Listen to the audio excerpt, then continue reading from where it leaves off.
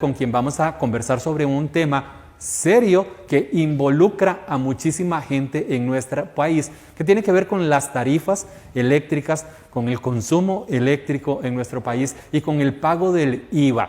Por eso le agradecemos a Mario Patricio Solís, quien es el gerente general de Coope Santos, que nos acompaña hoy en Tribuna. Bienvenido.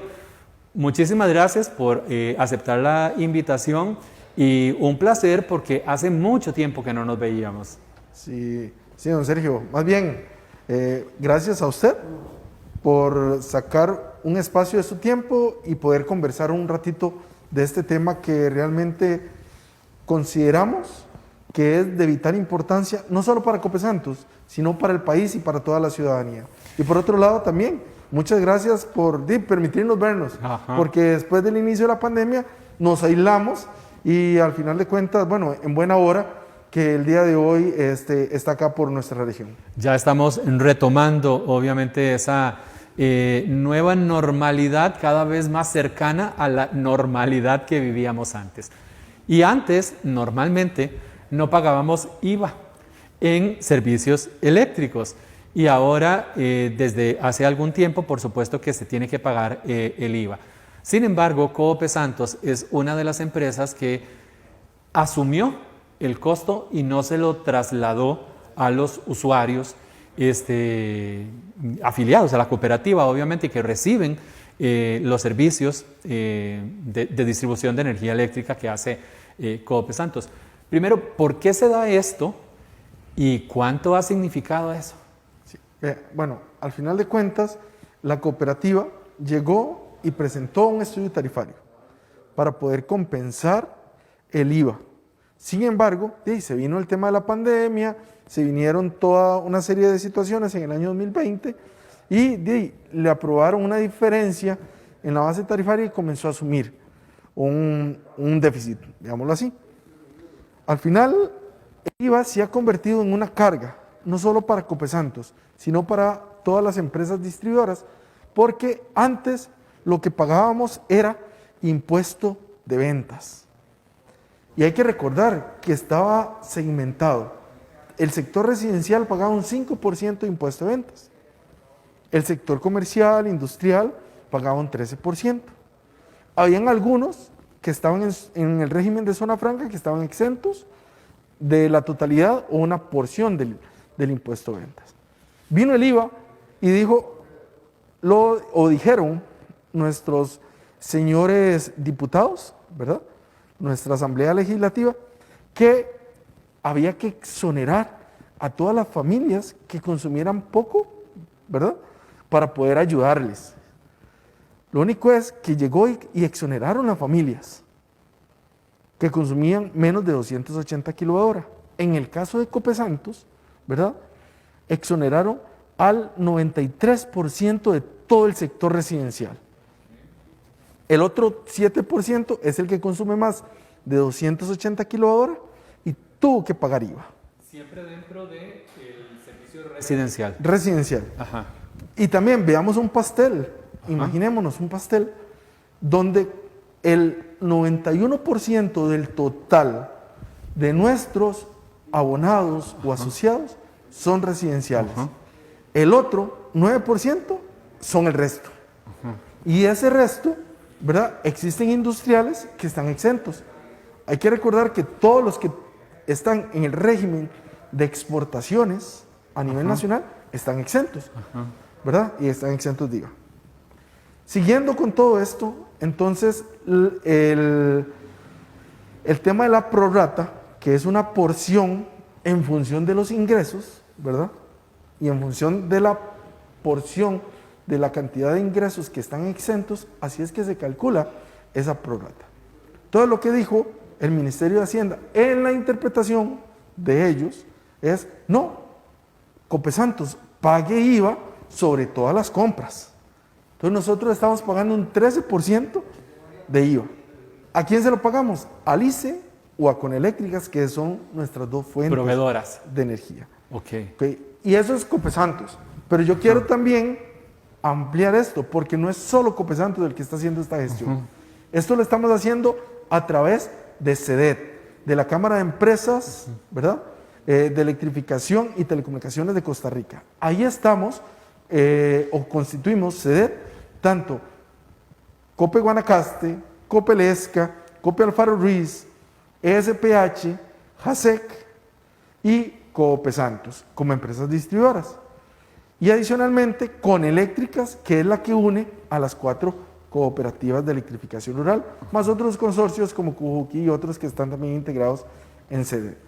Pero el tema del IVA es un impacto que no es solo para estas 6 empresas distribuidoras, sino también para la Compañía Nacional de Fuerza y Luz, porque la Compañía Nacional de Fuerza y Luz tiene que comprar la energía al ICE, aunque está dentro del mismo grupo ICE, pero son personas jurídicas diferentes. Entonces, toda la energía que la compañía le compra al ICE es grabada con IVA.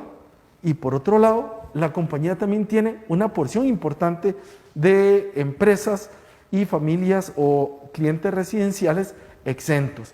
Entonces, lo que cobra de IVA a todas estas personas o a todos nuestros clientes finales no nos está alcanzando para poder pagar o compensar lo que estamos pagando de IVA al ICE o a nuestros proveedores de energía. Claro, porque por ejemplo, si yo soy el abonado a cualquiera de estas empresas y consumo menos de esos 280 kilowatts hora, yo estoy exento. Correcto. Pero en el caso, por ejemplo, de COPE Santos, adquieren la energía y ellos tienen que pagar ese IVA, pero a mí no me lo pueden cobrar porque yo estoy exento al estar por menos de los 280, ¿así es? Así es. En teoría, en la primera etapa. Okay. Y quiero decirlo en la primera etapa. Palabras de don Carlos Vargas, Ajá. de tributación, ¿verdad? Ajá. Directa, el Ministerio de Hacienda, llegó y mencionó, no, eso es un costo que tienen que asumir las empresas. Muy bien, entonces, si es un costo que tienen que asumir las empresas, nos vamos a la ley de prestación de servicios públicos, la ley de ARCEP. Y dice ARCEP, o la ley de ARCEP, que tiene que reconocer todos los costos inherentes a la prestación del servicio. Entonces, veámoslo así. Que podrían incidir al final de cuentas en la tarifa. De hecho, a eso es a donde quiero llegar. ¿Por qué motivo quiero llegar ahí? Porque entonces Hacienda llega o Tributación nos dice, no, eso no, tienen que asumirlo ustedes, perfecto. Ajá. Llegamos, registramos, gasto por IVA, porque así lo tenemos. Claro. Vamos a ARECEP, presentamos el estudio tarifario, ¿y qué va a pasar? Ah, puña, no, eso es un costo operativo adicional. Entonces, aquellas familias que consumían menos de 280 kilowatt, adivinen qué pasa, paguen una porción de eso. ¿Por qué motivo? Porque es un costo operativo. Claro. Entonces, se está traduciendo ese impuesto en un costo operativo y a la vez en un aumento tarifario, que es totalmente contradictorio con el objetivo que tienen nuestros diputados en función a hacer Costa Rica más competitivo. Porque todos decimos que la energía eléctrica es cara. Y todavía más cara si le aplicamos impuestos retroactivos que van a ir a encarecer cada vez más el servicio. COPE Santos, por ejemplo, lo ha asumido. ¿Y cuánto ha representado eso económicamente? ¿Usted sabe la cifra? Sí, señor. Eso ha significado más de $1 millón para el caso de COPE Santos. Pero no queda ahí. En el año. Exacto. Porque lo vemos en términos absolutos y dice, $1 millón. Para una empresa distribuidora, no es mucho. Pero yo nada más quiero irme a términos porcentuales. Okay. Eso implica un 5% de los ingresos. ¿Qué quiere decir eso? Traduzcámoslo a un incremento futuro posiblemente de un 5%, que va a ir en la tarifa, en la tarifa que se le cobra, porque es un costo. Entonces, a eso, al significar un gasto nuevo, que es el gasto por IVA, un 5%, va a llegar uno a la ARECEP, presenta todos los atestados, todos los registros, y, mira, sí, es un gasto nuevo que fue impuesto por el gobierno a través de la ley de fortalecimiento de las finanzas públicas. Uh-huh. Entonces tengo que reconocerle un 5% más de precio, y entonces volvemos al otro tema. Encarecemos toda la cadena de producción. ¿Por qué digo que encarecemos toda la cadena de producción? porque la energía eléctrica la ocupamos para todo. La ocupan los supermercados para mantener los helados, los embutidos, las carnes. Lo ocupan también todas aquellas industrias o talleres industriales para hacer sus piezas, las fábricas. Lo ocupa la persona que hace pan, ¿verdad? Para las batidoras y una serie de cosas.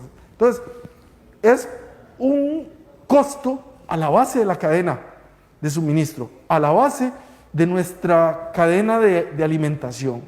Entonces, al final de cuentas, queremos llegar y solicitarle, y esa es la gestión que se está realizando a todo el plenario, ¿verdad? A nuestros señores diputados, a nuestros distinguidos diputados, que por favor reactiven el proyecto de ley 21.653. Es el proyecto de ley de interpretación auténtica del IVA, en donde prácticamente lo que se le está pidiendo es que exoneren a las empresas de distribución de energía del pago del IVA por las compras de energía que le hacemos. Entonces, al exonerarlas, estamos cumpliendo con el objetivo. O sea, el que va a pagar IVA, paga IVA, sin problema. El que consume más de 280 kWh y le corresponde pagar IVA, lo va a pagar. Nosotros llegamos, lo cobramos y se lo entregamos Se le a Hacienda. traslada. Ajá, exactamente. Pero no genera ese gran hueco y ese gran choque a nivel de el retraso, ¿verdad?, en la productividad. Y máximo en estos tiempos, post pandemia, ahorita estamos en pandemia todavía, que tenemos que ver de qué manera activamos o reactivamos la economía nacional. Pero es así, es Arecep al final de cuentas quien aprueba y en el momento en el que se presente la solicitud y no habría ni mayor problema, ¿verdad? Es correcto. Y también, ¿quién va a terminar pagando ese 5%? No solo los que ya pagan el 13% del IVA, entonces sería el 13 más ese 5% de costo adicional que tengo que asumir, como también todas aquellas personas que en teoría iban a estar exentas. Pero obviamente cuando ya una empresa necesita modificar las tarifas para trasladarle al final de cuentas ese rubro a los consumidores y se habla, por ejemplo, ya de un 5% de la tarifa que yo pago, entonces ahí ya son otros términos. Así es. Aquí yo quiero enfocarme en dos líneas. Una es la línea de cómo beneficiar a todo aquel sector productivo, ¿verdad? Comercios, servicios, industrias, el agro o agroindustria, ¿verdad? Y eso lo podemos lograr bajando tarifas eléctricas. Y el otro también es la parte social. ¿Cómo lo logramos también? Bajando tarifas eléctricas. Ese es el gran espíritu que tienen los legisladores hoy en día. Y es lo que ha prevalecido en una serie de criterios de diferentes fracciones de los partidos políticos representados en la Asamblea Legislativa. ¿Y por qué quiero tomar estas dos líneas? Porque las dos se ven totalmente beneficiadas con el proyecto de ley 21.653. Con el tema de la interpretación auténtica del IVA, proyecto presentado por el diputado José María Villalta y también firmado por varios diputados y varias fracciones, ese ya fue consultado también a la Procuraduría General de la República. Ya lleva camino adelantado. Y de hecho, Servicios Técnicos de la Asamblea Legislativa indicó, de acuerdo a lo que tenemos conocimiento, de que no existe, ¿verdad?, vicios y que bien puede proseguir, avanzar este proyecto de ley. Pero está en comisión. Estaba en la comisión de hacendarios, ¿verdad? Estaba en la subcomisión y de acuerdo a lo que tenemos conocimiento o sabido, es de que existe un interés y una posición de poder apoyar este proyecto. ¿Qué permitiría esa iniciativa de ley? Esa iniciativa, porque ya pasó el filtro de la Procuraduría, que bien, entonces ya se puede. No es que va a tener vicios que puedan ser que se traigan abajo el proyecto. Entonces, ya ahora este proyecto venció el plazo en la comisión de hacendarios, entonces lo que prosigue es de que tienen que votarlo. Entonces, lo primero es que el el Poder Ejecutivo lo convoque, porque estamos ahorita en ordinarias, ¿verdad? Okay. Lo convoque y, extraordinarias, y que adicionalmente, ¿verdad?, lo pueda dictaminar la Comisión de Hacendarios. Ya con todos los argumentos que se han visto, beneficia tanto al sector productivo como al sector de más escasos recursos de nuestra población. ¿Y por qué los beneficia? Porque al de menos recursos, al de un ingreso promedio más bajo a nivel nacional, a la hora de que le bajan la tarifa eléctrica, eso significa que le elevan el ingreso real, porque entonces le va a alcanzar o va a tener que destinar menos cantidad de recursos al pago del recibo eléctrico y podrá trasladarlo a una mejora en el consumo o en su estatus de vida. Por otro lado, al sector industrial o al sector productivo, al bajarle uno de los costos que son esenciales en la cadena de producción, entonces eso lo que traduce es en un aumento en la competitividad. Y es algo de lo que nosotros hemos estado hablando a nivel nacional. Y digo nosotros porque diferentes foros, la Cámara de Industria, la Unión de Cámaras, la Defensoría de los Habitantes, la Defensoría del Consumidor, todos están enfocados a poder llegar y bajar el precio de la energía eléctrica. Con eso vuelve a las empresas nacionales más competitivas y por otro lado también mejoramos los términos del intercambio en función con otros productos. ¿Qué es lo que ha pasado? Que en otros países, ¿verdad?, están exentos, tienen subsidios totalmente directos del gobierno o del gasto público a la tarifa eléctrica. Costa Rica no. Entonces, al final de cuentas, todos esos otros países tienen una ventaja comparativa con respecto a Costa Rica en esa materia. Copesantos, el último estudio tarifario que había presentado fue en el año 2013. Okay. Luego, en el 2020, presentó otro por el tema del impacto del IVA, que se tradujo y que prácticamente que siguiéramos igual. Entonces, ¿Para ajuste tarifario? Para ajuste tarifario, Okay, por costos propios. Ajá. Desde el 2013, todos los bienes y servicios han subido de precio. Ajá. Sin embargo, nosotros manteníamos la tarifa estable. Okay. Y se ha mantenido. Ha variado, y sí quiero aclarar eso, pero es por el factor del costo variable de combustible, que hoy se llama costo variable de generación. Que eso es propiamente la generación térmica que le compramos al ICE y el impacto que tiene sobre nuestras tarifas. ¿Por qué menciono esto? Porque a nivel interno hemos trabajado, y ahí es donde yo sí quiero agradecerle a los más de 200 colaboradores de forma directa y más de 100 colaboradores de forma indirecta de Copesantos, que hemos tratado de gestionar los recursos de la forma más o de la forma óptima. Para más poder, razonable. Sí, para poder generar cada vez más bienestar y mayores beneficios a nuestros asociados. Entonces, sabemos también que por nuestras condiciones topográficas, demográficas, geológicas, el costo de operación de una red eléctrica acá en esta región es un poquito diferente y más costosa que en cualquier otra área. Sin embargo, también tenemos la meta de ir cerrando esa brecha, y la única forma de cerrarla es generando eficiencias internas, y es lo que hemos tratado de hacer.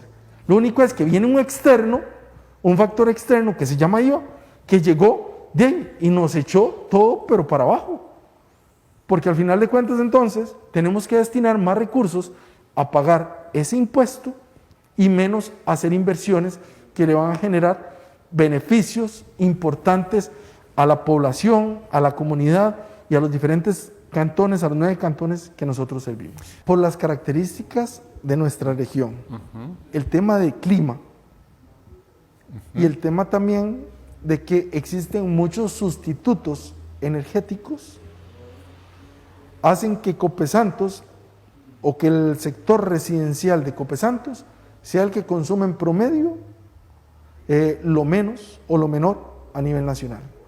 En promedio son 140 kWh mes. Okay. ¿Eso qué quiere decir? Aproximadamente las personas aquí pagan entre 12 y 15 mil colones por mes. Cualquiera dice, qué montón, ¿verdad? Porque decimos. Por muy bien. hogar. Exacto, por hogar. ¿Cuántas familias? No importa. Después hacemos la división. Pero veamos, si son 15 mil colones, eso equivale a 500 colones por día en energía eléctrica, ¿verdad? Ok. Porque tiene 30 días en promedio del mes. Entonces, son 500 colones. Digamos que son 500 colones, dividámoslo entre 2 personas. Vea, estoy diciendo que nada más 2 personas. Ajá. Y ahí ustedes hacen la división. 250 colones por persona, por tener una refrigeradora, por poder tener Por un lavar, microondas, por planchar. todo lo demás. Por bañarse con agua caliente. Entonces, hay que hacer todas esas matemáticas.